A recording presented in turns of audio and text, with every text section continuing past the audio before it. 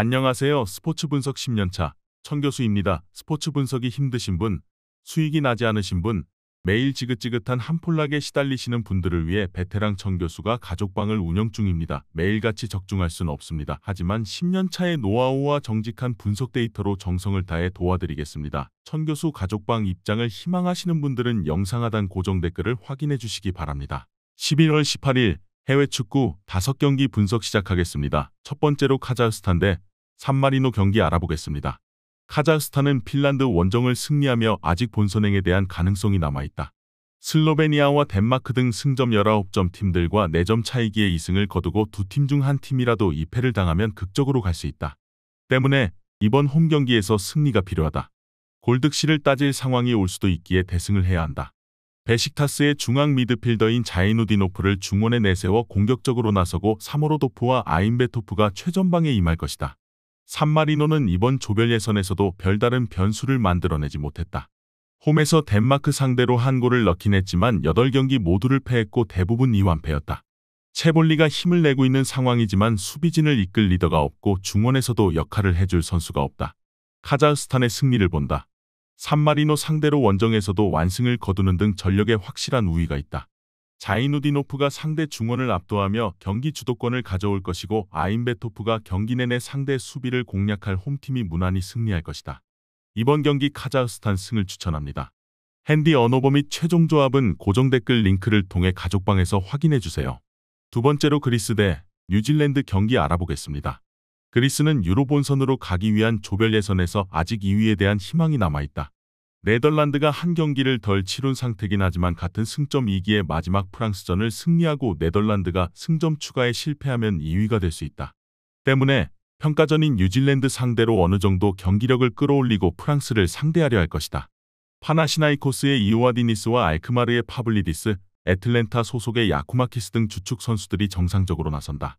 뉴질랜드는 유로 예선이 펼쳐지는 A매치 브레이크의 유럽 팀들의 선택을 가장 많이 받는 팀 중 하나다.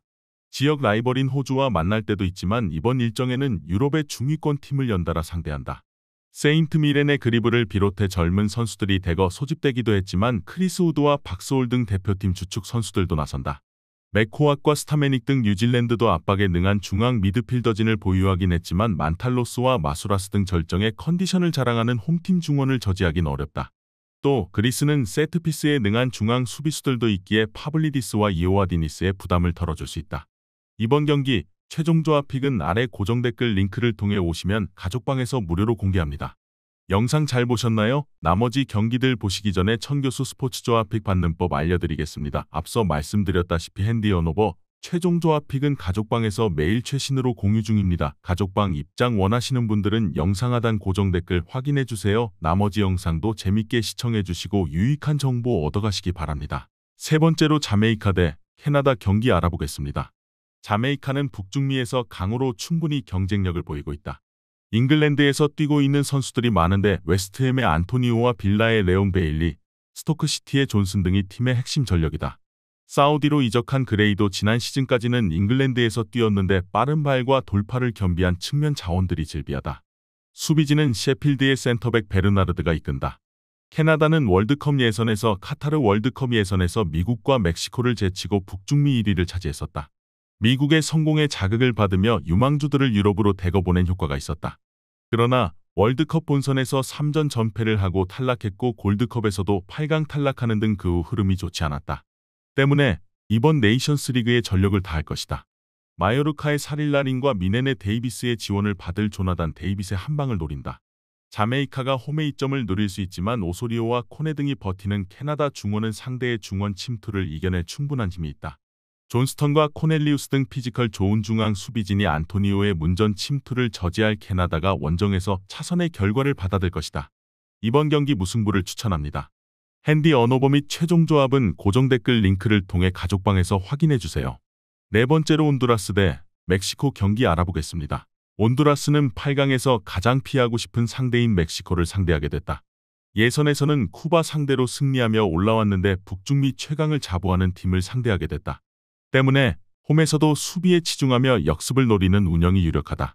알바레즈와 플로레스 등 투볼란치가 백포와 라인을 함께하며 상대 공세에 대응할 것이고 로페즈의 역습에 의한 한 방을 노릴 것이다.